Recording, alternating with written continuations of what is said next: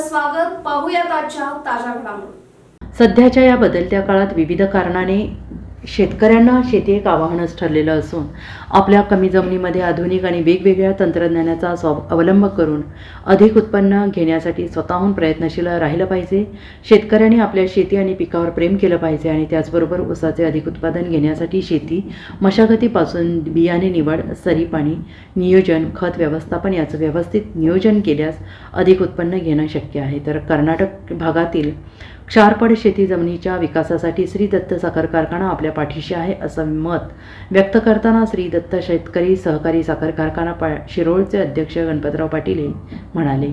ते बेडकिहाळ शमणेवाडी येथील श्रीमती कुसुमावती मिरजी कला वाणिज्य महाविद्यालयाच्या सभागृहात बुधवार दिनांक 22 रोजी श्री दत्त शेतकरी साखर कारखाना लिमिटेड शिरोळ आणि महाधन ॲग्रीटेक लिमिटेड पुणे यांच्या सहकार्याने आयोजित करण्यात आलेल्या ऊस पीक परिसंवाद आणि ऊस शेतीचे आधुनिक तंत्रज्ञान आणि खोडवा ऊस शेतीचा व्यवस्थापन याविषयी आयोजित मार्गदर्शनपर कार्यशाळेच्या प्रसंगी बोलत होते.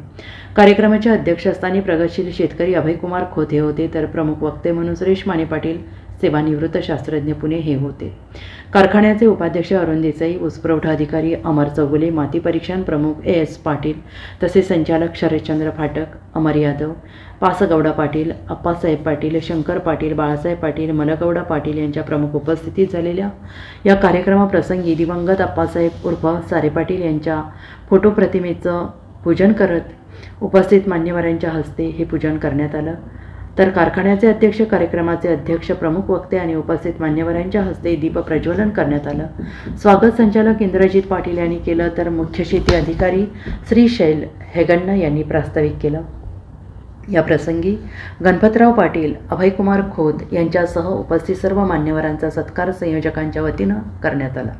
या प्रसंगी प्रमुख वक्ते सुरेश माने पाटील ऊस पीक व्यवस्थापन आणि आधुनिक तंत्रज्ञान आणि खोडवा ऊस व्यवस्थापन याविषयी मार्गदर्शन करताना म्हणाले, शेतकऱ्यांनी आपल्या ऊस शेती आणि अधिक उत्पादन घेण्यासाठी सतत जागृत राहून कार्य केलं पाहिजे.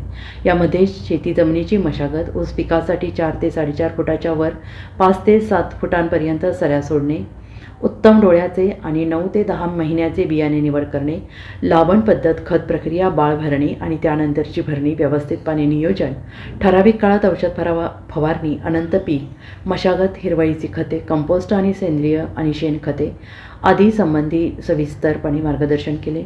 या प्रसंगी प्रशांत पाटील, प्रमोद कुलकर्णी, धनाजी पाटील, बाळासाहेब पाटील, बाबासाहेब सोमन खोत, रावसाहेब खोत आदी शेतकऱ्यांनी ऊस पिकाबाबत आपल्या समस्यांविषयी कारखान्याचे अध्यक्ष आणि प्रमुख वक्ते यांच्याशी प्रश्न विचारून चर्चा केली.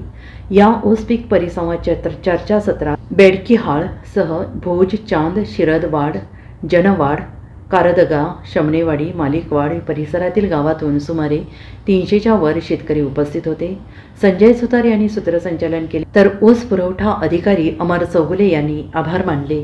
या कार्यक्रमाचे सर्व नियोजन बेडकिहाळ शेती विभागीय कार्यालयाचे विभाग प्रमुख प्रभाकर देसाई यांच्यासह प्रकाश शिंदे, अनिल पाटील, प्रमोद पाटील, विनोद हिंदलकर, विनोद अंबुपे यांच्यासह इंद्रजित पाटील, नाभिराज पाटील युवा ग्रुपच्या हस्ते करण्यात आले. राजकीय, सामाजिक, आर्थिक असा सर्व घडामोडींचा आढावा पाहायला विसरू नका SB न्यूज चॅनल आणि नक्कीच सबस्क्राईब करा.